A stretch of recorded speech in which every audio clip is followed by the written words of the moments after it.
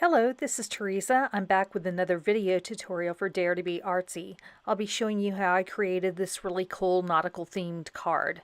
Starting with a piece of Nina white cardstock, I'm using my scoreboard to score this every 1/2 inch. And because it's a little bit easier to score from the open end, I just turn my paper and score from the outside in. And now that I have that done, I'm going to be using 4 different Distress Oxide colors to build up the color. I'll be using 4 different colors today. I'm starting with pumice stone. I'll also be using iced spruce, vintage photo, and faded jeans.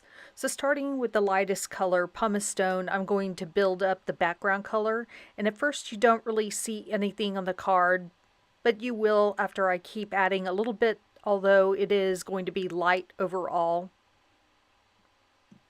So I just keep swiping across the paper just to apply the color and just gradually build up that first base color. And these are makeup brushes that I'm using. I'll have links to all the products used below in the video. And if you're new here, I hope you'll take a moment to subscribe so you don't miss out on any future videos.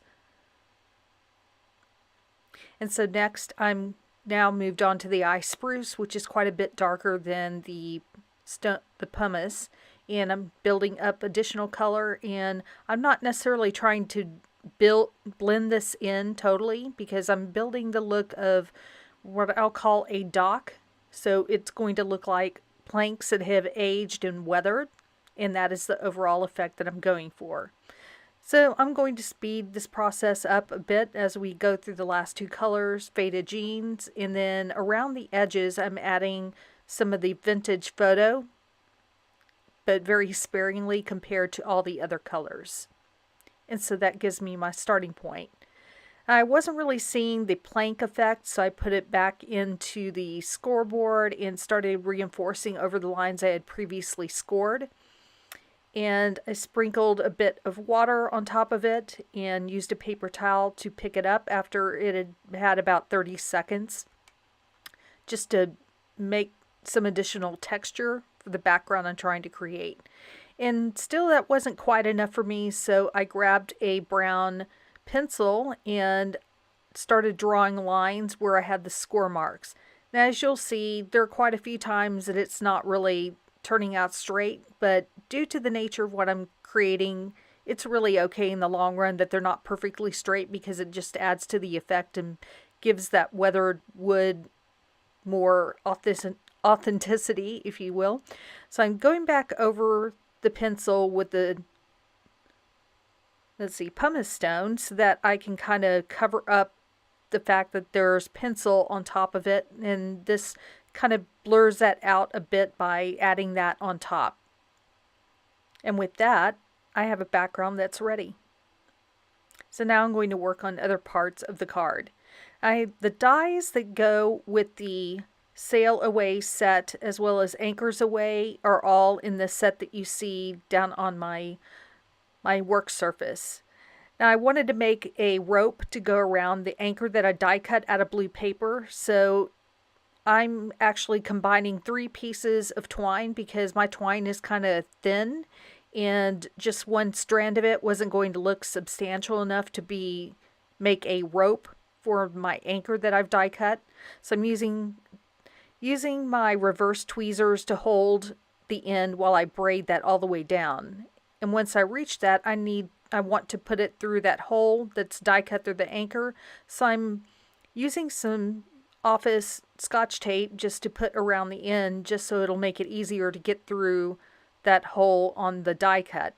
And once I do get it through, I'll just cut off the end with the tape on it and then add a knot to the end.